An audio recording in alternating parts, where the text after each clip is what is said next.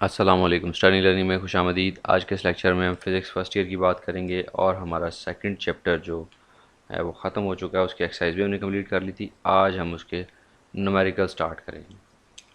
ठीक है, आज के लेक्चर में हम न्यूमेरिकल्स करेंगे। Chapter number 2। ठीक है, सबसे पहले देखें जी, ये वेक्टर वाला चैप्टर है। Suppose in rectangular coordinate system a vector A has its tail at the point this and its tip at the point this. Determine the distance between these two points. एक vector A है 2.1, उसमें उसने कहा जी एक vector A है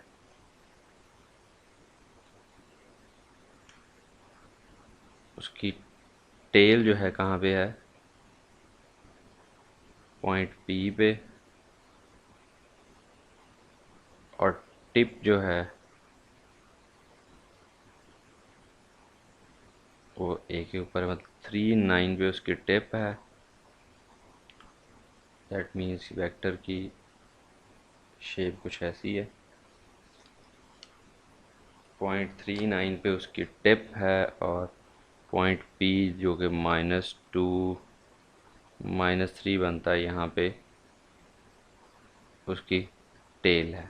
ठीक है, ये वेक्टर है मेरे पास। कह रहा है इसका determine distance between these points. Distance find करना है। बहुत आसान न्यूमेरिकल है। आप लोगों ने ये चीज़ 9th के अंदर की हुई है। डिस्टेंस फार्मूले यहाँ पे वहाँ पे यूज़ होते हैं, तो हम उनको देख लेते हैं। और वैसे भी अगर किसी दो वेक्टर्स के दरमियान, दो पॉइंट्स के दरमियान डिस्टेंस निकालना हो तो हमारे पास एक डिस्टेंस फार्मूला होता है। डिस्टेंस उसने पूछा है। या एक दूसरा तरीका होता है कि पहले इन वेक्टर्स को माइनस करके इसके in the form of the vector value ले लें, इसकी वेक्टर की वैल्यू ले लें। पॉइंट्स को दोनों को माइनस करके इसमें से इसको माइनस करेंगे तो इसकी वेक्टर की वैल्यू आ जाएगी। या ये x की वैल्यूज होती हैं, इसको x1 x2 y1 कह लें, इसको x2 y2 कह लें। तो यहाँ इसके जो कंपोनेंट्स हैं उसको माइनस करके वेक्टर बना लें। जैसे कि यहाँ पे आपको पास एग्जांपल नंबर 1 के अंदर जो है वो यही चीज़ इसी तरह से की हुई है। जैसे आपके पास ओ एक फर्स्ट था और ओ भी एक दूसरा था, उन दोनों को प्लस करने के बाद आपके पास एक तीसरा ओ भी बन गया, ये प्लस हो रहा है। ठीक है, तो इसी तरह आपके पास और भी कई तरह से उसने किया, लेकिन यहाँ पे हम जो है डिस्टेंस फार्मूला इस्तेमाल करेंगे। वो क्या होता है, डिस्टेंस डी या डिस्टेंस पी ए, पी और ए के दरमियान है तो पी ए डिस्टेंस, इस तरह लिख लेते हैं। तो क्या करेंगे हम, x2 माइनस x1 का square plus y2 minus y1 का स्केयर ऊपर अंडर। बेसिकली ये पाइथागोरस थ्योरम ही है, तो उसको थोड़ा सा बदल के उन्होंने डिस्टेंस फार्मूला बना दिया, तो हम उसको यूज़ करेंगे। मैंने x2 इसको डिफाइन किया, x1 इसको डिफाइन किया, y2 इसको और y1 इसको। तो x2 आपके पास आ जाएगा 3 -(-2), x1 की जगह पे -2 लगेगा, स्केयर प्लस 9 y2 है और -(-3) का स्केयर ऊपर अंडर रूट आ जाएगा।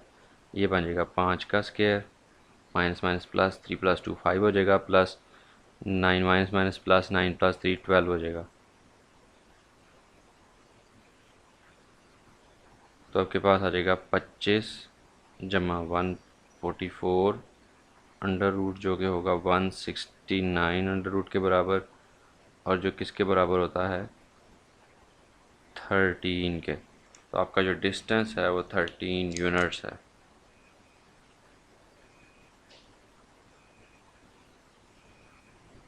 ठीक है, दूसरा न्यूमेरिकल करते हैं। इसके न्यूमेरिकल आसान है, छोटे छोटे न्यूमेरिकल हैं। A certain corner of a room is selected as origin of rectangular coordinate system if an insect is crawling on an adjacent wall. कहता है एक सर्टेन कॉर्नर जो है, हमने एक दीवार का उसको ओरिजिन ले लिया। ठीक है, ये एक दीवार है, एक कमरा है, उसकी एक सर्टेन कॉर्नर हमने ओरिजिन ले लिया। तो कह रहा है अगर रेक्टेंगुलर कोऑर्डिनेट सिस्टम में if an insect is crawling on the adjacent wall at a point having coordinates 2 1, यहाँ पे एक इंसेक्ट क्रॉल कर रहा है, ठीक है। उसके पॉइंट क्या हैं, 2 1, where the units are in metre, तो 2 मीटर 1 मीटर है, तो एक्स में 2 है और वाई में 1 है, तो यहाँ पे तकरीबन पॉइंट बनता है। 2 1 लिखने की ज़रूरत नहीं, बना ले अगर आपने आसानी के लिए बनाना है। What is the distance of the insect from this corner of the room. अब इस ओरिजिन से इसका डिस्टेंस क्या होगा, इसको पोजीशन वेक्टर से हम निकाल सकते हैं। पोजीशन वेक्टर बेसिकली इसी डिस्टेंस फार्मूले में अगर वैल्यूज़ दोबारा से मैं पुट कर दूँ, ये मेरा न्यूमेरिकल नंबर है,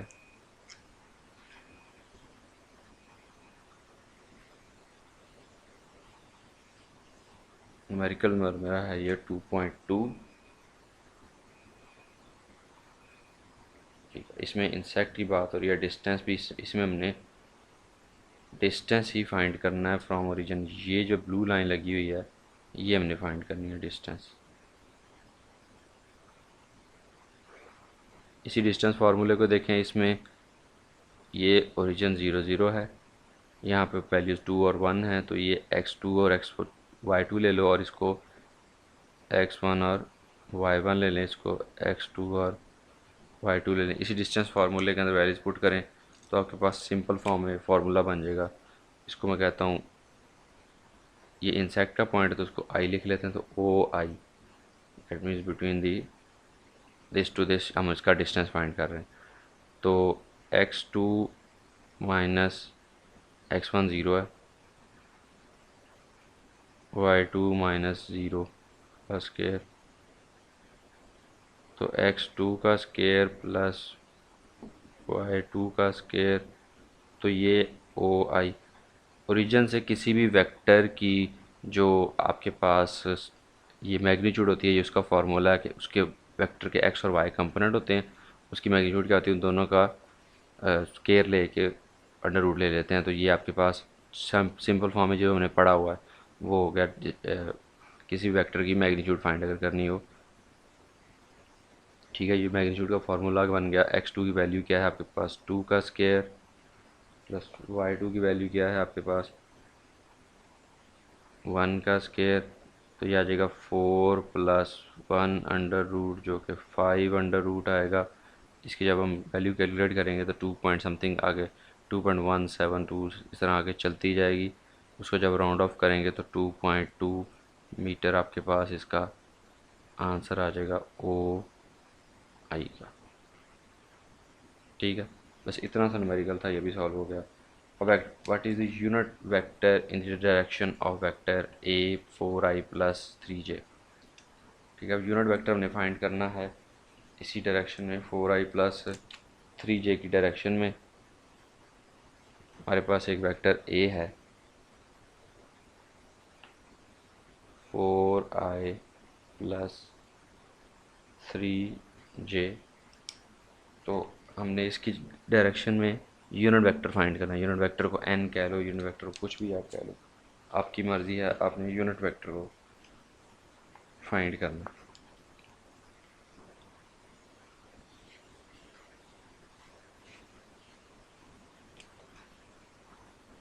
मैं यूनिट वेक्टर को n कह लेता हूँ जो हमने फाइंड करना, ठीक है, अपनी मर्ज़ी से नाम रख लेते हैं। तो यूनिट वेक्टर का फार्मूला में आता है, यूनिट वेक्टर क्या होता है, वेक्टर ए को अगर मैं उसकी मैग्नीट्यूड पे डिवाइड कर दूँ तो क्या मेरे पास ये यूनिट वेक्टर आ जाएगा। तो पहले सबसे पहले इसकी मैग्नीट्यूड फाइंड करें, जैसे अभी यहाँ पे कर रहे थे। ए की मैग्नीट्यूड क्या होगी, सिंपल ए लिखेंगे और 4 का स्केयर एक्स कंपोनेंट और 3 का स्केयर वाई कंपोनेंट ऊपर अंडर रूट 16 जमा 9 अंडर रूट 16 जमा 9 क्या आएगा, 25 आएगा। 25 का अंडर रूट, तो ये आपके पास ए बन जाएगा 5, ठीक है। तो इसकी मैग्नीट्यूड कितनी आ गई है, ये 5 आ गया। According to that formula vector को उसकी मैग्नीट्यूड पे डिवाइड कर देते हैं, हमारे पास यूनिट वेक्टर n क्या बन जाएगा, 4i plus 3j divided by 5।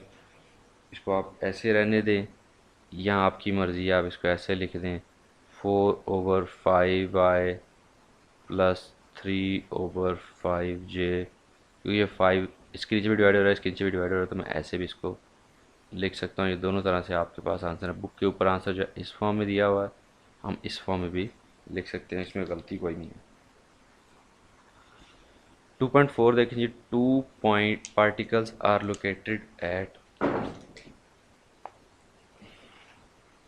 Two particles are located at r1, r2 respectively. Find both magnitude of the vector r2 minus r1 and its orientation with respect to the x-axis. दो points हैं आपके पास r2 और r1 के नाम से। इसने कहा जी r2 minus r1 करके जो मेरे पास वैल्यू बनती है उसकी आपने मैग्नीट्यूड बतानी है, और उसका ही आपने ओरिएंटेशन बतानी है एक्सेस के लिहाज से कि उसकी एंगल क्या बनता है। ठीक है, इसको ड्रा करने की इतनी ज़रूरत नहीं है क्योंकि उसने कहा नहीं है, तो हम ड्रा नहीं करेंगे। r1 मेरे पास है 3i + 7j, r2 मेरे पास है -2i + 3j। उसने क्या कहा है, हमें मैग्नीट्यूड और डायरेक्शन फाइंड करनी है r2 माइनस r1 की। r2 वेक्टर में से r1 निकालें, जो रिजल्टेंट वेक्टर आएगा उसकी मैग्नीट्यूड और डायरेक्शन फाइंड करनी है। इसको इसी फॉर्म में रहने दें या इसको कैपिटल R कह दें। Resultant vector by mind subtracting these two vectors. Values put करें, इसमें r2 की वैल्यू आएगी -2i + 3j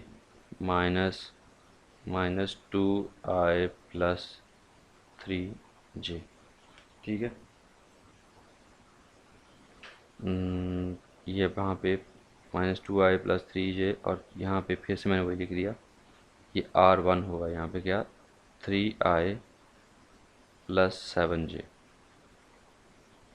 -2i + 3j।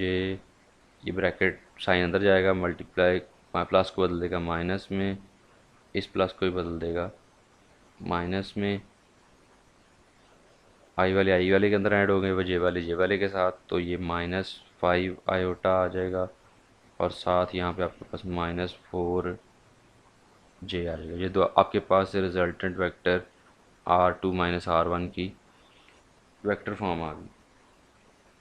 उसके बाद उसने कहा जी मैग्नीट्यूड फाइंड करनी है हमारे पास, जो उसने रिक्वायर्ड चीज़ की है। उसने कहा इसकी मैग्नीट्यूड फाइंड करनी है, वो कैसे निकलेगी। मैग्नीट्यूड का फार्मूला सिंपल होता है, आपके जो एक्स कंपोनेंट है उसका स्केयर, और वाई कंपोनेंट है जो उसका स्केयर ऊपर अंडर रूट। पैथागोरस थ्योरम से हमने इसको डिराइव किया था जब मैंने समझा रहा था, आप लोगों को बताया था। 25 जमा 16 अंडर रूट r आपके पास क्या आ जाएगा, 25 जमा 16 कितना होता है 41 अंडर रूट। अगर इसको मैं वैल्यू इसकी फाइंड कर दूँ 6.4 आती है। ठीक है, इसकी एक वैल्यू मेरे पास जो मैग्नीट्यूड है उसकी वैल्यू मेरे पास ये आ गई 6.4,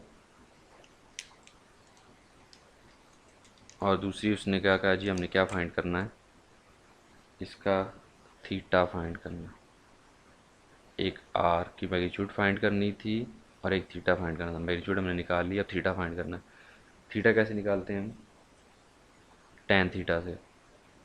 टेन थीटा किसके बराबर होता है, परपेंडिकुलर ओवर बेस, और परपेंडिकुलर जो है ओवर बेस के बराबर होता है। इसमें हमारे पास जो कोऑर्डिनेट सिस्टम होता है उसमें परपेंडिकुलर हमारे पास वाई कंपोनेंट होता है और बेस हमारे पास एक्स कंपोनेंट होता है, तो इस वजह से टेन थीटा आ जाएगा। जो आपका रिजल्टेंट वेक्टर बना है उसका जो वाई कंपोनेंट है वो ऊपर आएगा और एक्स कंपोनेंट जो है वो नीचे आएगा। ये आपस में काट जाएंगे। Theta equals to tan inverse 4/5। ये टेन इधर था, थीटा से टेन को उधर उठा के लेगा, टेन इनवर्स होगा, और 4/5 का टेन इनवर्स लेंगे।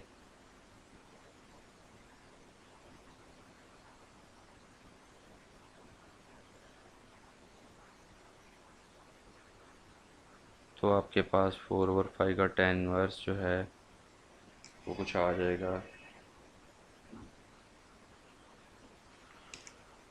एक सेकेंड, इसका कैलकुलेटर मेरे पास नहीं होता तो थोड़ा सा टाइम लगेगा, हम इसको चेक करेंगे उसके ऊपर। 4/5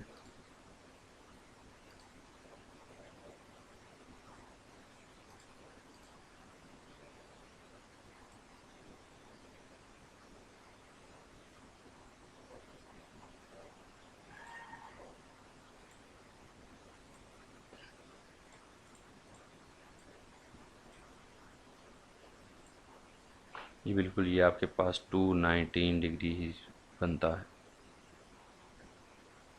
ये हमारे पास इसका आंसर आ गया।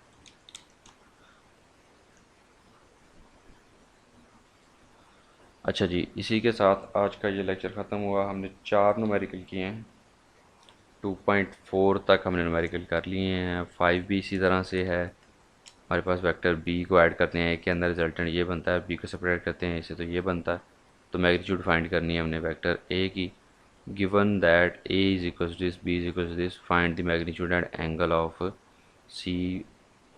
और ये इन वेक्टर्स को ऐड करने के बाद नए वेक्टर्स बनेंगे, उनकी मैग्नीट्यूड और रिजल्टेंट निकालने, ऐड करने के साथ नंबर के साथ मल्टीप्लाई करने के बाद, सब्ट्रैक्ट करने के बाद, और find the angle between these two vectors. ठीक है, इन दो वेक्टर्स के दरमियान हमने जो एंगल है वो फाइंड करना है। Find the work done when the point is application is this vector move in straight line from. बिल्कुल सिंपल क्वेश्चंस हैं, 2.10 तक एक ही तरह के हैं। फिर उसके बाद हमारे पास डॉट प्रोडक्ट शुरू हो जाता है, क्रॉस प्रोडक्ट शुरू हो जाता है, और उसके बाद एंड पे हमारे पास इक्विलिब्रियम की कंडीशंस आती हैं। तो ये हम इंशाल्लाह नेक्स्ट लेक्चर्स में करेंगे। आज के लिए इतना ही। दुआ में याद रखिएगा, अपना ख्याल रखिएगा। अल्लाह हाफिज़ और अल्लाह आपका निगहबान।